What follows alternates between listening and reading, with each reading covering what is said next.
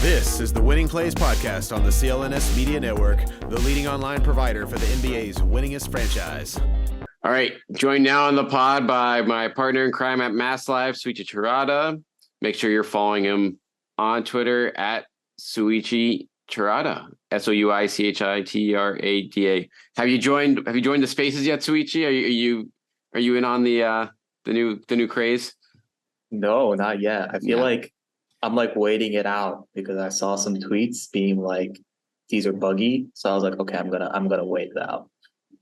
I'm with you. We'll let them iron out the kinks first, and then we can take a look. But in the meantime, we need MassLive's full reaction to the Grant Williams deal. We actually haven't even talked to you in full, I think since draft night here. So what, I guess we'll start with Grant here in terms of what they've done here with moving another key part of the both on and off the floor of this team out of the fold here for a couple second round picks and a second round pick swap from the Mavs. Yeah, B-Rob, just like you wrote a MassLive for the past few weeks, really, and I think I made this joke yesterday morning, that you were maybe perhaps sick of writing about the Grant Williams situation and sign and trades and all these kinds of things. But I think if you looked at the salary cap constraints and the new CBA, it was going to be difficult for the Celtics to keep him. So I think when you saw the sign and trade, I think some fans were maybe mad that you only got 2 second round picks, et cetera, the second round pick swap.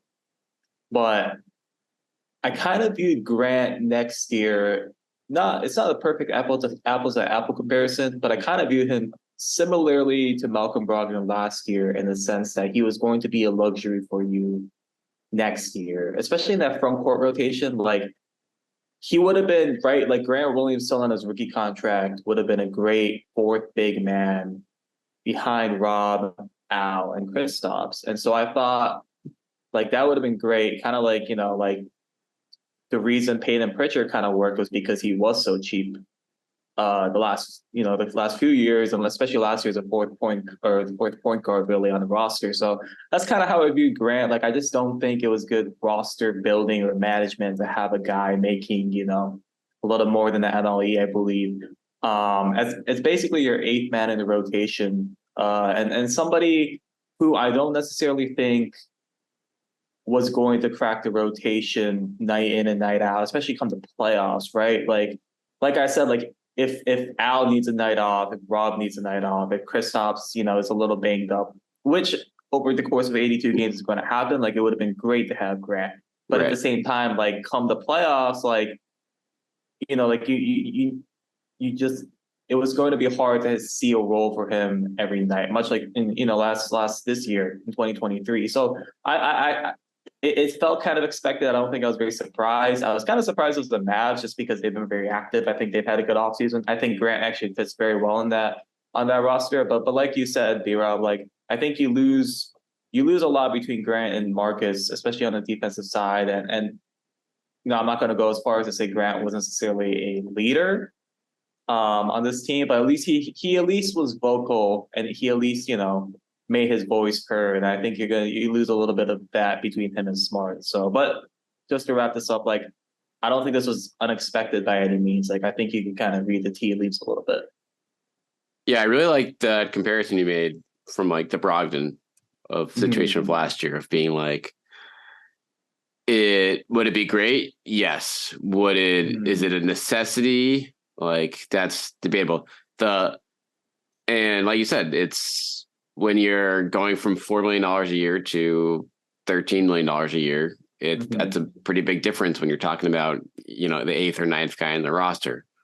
With that said, there is that guy, that fourth big is going to be very important this season, given the three guys ahead of them and their durability concerns and wanting to keep them healthy for the playoffs and whatnot. But yeah, it seems it's, I guess, not an indictment on Grant, but just more of a fact of like they just never, Joe Mazzulla never seemed fully bought in for him in the second half of the season last year. And it's hard to pay a guy that much money when that's not the case. And so now it's interesting to me of like, okay, you add to this stockpile of picks, You get a little TP out of this. This is a pretty much like a standard return for a sign and trade, like getting 2 seconds, like when you have a little bit of leverage, but not too much. This is, pretty much par for the course. But now, like, the interesting part is like what comes with it. Is it a situation where you say, okay, we like this Brissett guy and we like Sam Hauser a lot and we're just going to roll with that? Or do you try to get a little more creative and find someone that fits in the TV, like maybe gives you a little more reliability than those two when it comes to actually being able to handle, like, true bigs, which is something that Hauser and Brissett won't necessarily have the size for. Yeah, and I'm curious to see how, right, in a TP, I kind of hate that we're talking a lot about a TPE again. They never stop. I remember, right? Like, I remember when I first came here, it was all TPE talk in February 2021. And then it kind of continued, and then the Fournier thing happened, and then, we don't have to hash it all over again. But yeah, I am curious. I think that's kind of where you see a lot of the draft assets be, right? Like, it's not like a significant TPE and like you're going to absorb like a big contract. So I think I think there is going to be like a market where you can kind of offload some of these picks. Maybe the Warriors pick, right? That's not going to be very great, but maybe the Warriors pick and a few second rounders, and you get kind of I don't have names off the top of my head, but like an interesting wing or big man that kind of fits in that TP that's still on their rookie deal. Maybe like a Grant Williams around the league, right? And I think that's kind of where you view that, because like I said, it's not like a huge TPE. So I think that's where the draft picks can come in. Or, I'm not going to say they're going to do it, but you just stockpile all those picks and trade for a star, which I think a lot of Celtics fans have been kind of clamoring for, which is funny. All right, let's take a break here to hear from our sponsor, FanDuel. Take your first swing at betting MLB on FanDuel and get 10 times your first bet amount in bonus bets up to $200. That's right, just bet $20 and you'll land $200 in bonus bets, win or lose. That's $200 you can spend betting everything from the money line to the over-under to who you think is going to hit the first home run. All in all, and on an app that's safe, secure, and super easy to use. Plus, when you win, you can get paid instantly. There's no better place to bet on MLB than FanDuel, America's #1 sportsbook. So sign up today and visit FanDuel.com/Boston to get up to $200 in bonus bets. That's FanDuel.com/Boston. FanDuel, the official partner of Major League Baseball. It's still there. I mean, we bring like, what is your take on the Dame Derby here? Is this something that if Souichi is at the helm right now, the Celtics, are you stockpiling everything if you get him without Jalen, or do you say let's keep this stuff in the holster and see what else maybe comes to the surface at the trade deadline or down the line? Oh man, I've gone back and forth on the Dame situation for the Celtics over the last few days. I think you do it. In my opinion, like, I think Dame is I've been a Dame, fan for many years, which is like, I love watching him play. And I think him with Jason would be a lot of fun. I don't know what the exact return would look like going back to the players. There's obviously kind of has to be a lot of assets and everything. I think you do it though, just because like Dame is so much fun. And then it would be kind of funny, in my opinion, because Dame was so adamant about coming to Boston. If he wins a ring in Boston, right, it's just kind of like, oh, right. Like, you can say all these things and you can say you don't want to play for Boston for XYZ reasons, some of them very fair. But if you win a ring, you're going to be beloved here and you're going to love your time here. So I think that would be a fun subplot. But I think, B-Rob, I think you swing for the trade if you have any inkling that Jalen might not be happy here, which, we don't know what's going on in Jalen's mind. We don't know how the front office perceives that, but maybe they have a little bit more intel and they're kind of like, all right, you know what, let's just push all in and see what this thing's got. I don't know how you feel about it, though, Rob. Yeah, I mean, I think if you can get him without using Jalen and kind of package especially when it's like the alternative is him going to Miami. Mm-hmm. I think you kind of have a duty. You got to get like that is part of the equation. You don't make that be the only thing, but it's like, okay, we can afford to do this. And then even if we can do it for 1 year with Jalen, you have to break up that team probably after a year, unless ownership is willing to pay crazy money for a title, like after winning a title, which is, that's something that would be a good problem to have. But yeah, I'm a few in terms of like, because what you have with this right now, if this is like it without like, a minimum signing here and a buy low trade addition there, like I don't think, barring like a huge jump from Porzingis and proof that like last year in Washington was not a fluke, I think you're still very much like a middle of the road contender as opposed to like being a clear cut contender, which you could be if you do that on the Dame front. So there's so many layers to that. I'm with you. I think it's something that if the price is right, you got to kind of be aggressive with it at this point. Yeah, B-Rob, and I'm glad you mentioned that just because like I've seen it around a little bit, but it's just I do question how much better these Celtics got after these moves or this offseason thus far. And I think that's partly why everyone just is kind of assuming that the Celtics aren't done right, just because like you look at this roster and you can kind of see the vision, and you can definitely argue that they're more talented, but I think there's a little bit of that unknown of like, how does this all fit together, right? Like, because I think, right, and Grant has been criticized quite a bit, but one of his better traits was his defensive versatility, and Joe has talked about that quite often. And then Marcus, obviously, you got him matching up with Joel Embiid sometimes just because he's Marcus Smart. Like you lose a lot of that, not only do you lose some of that defensive juice, but you lose some of that versatility. So I am curious to see how this all fits together. Like, is the scheme going to change? Like, they're playing drop decent amount. Like with Kristaps, you're probably going to see more of that.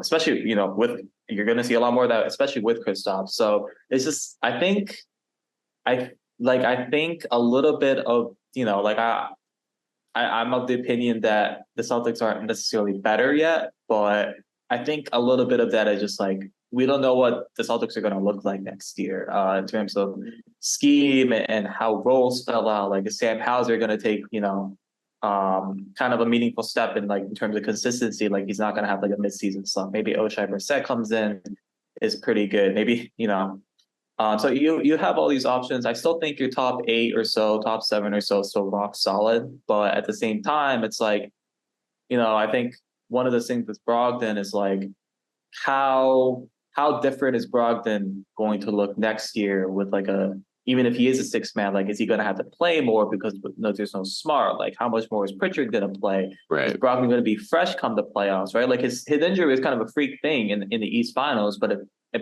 he spoke consistently about how fresh he felt and how good he felt going into the playoffs. Like, that might not necessarily be the case next year. Like I mentioned with the front court, like those three, Al's 37, Robb has his injury history, Kristaps has his injury history. So I think it just feels like there are missing pieces for that reason. 1, because of the unknown, and 2, because, right, like you kind of need more depth here. So I'm curious to see what Brad does. I'm curious to see how the Brogdon situation kind of unfolds, just because we're seemingly so close to trading him. So it just seems like, you're halfway done with the test so far. And you're like, okay, let's see, like, you did some of the hard questions, but you still got some of the easy ones left, maybe a few more minor signings, but it feels like you still have to like untangle a few more. So that's kind of where I stand on the off season.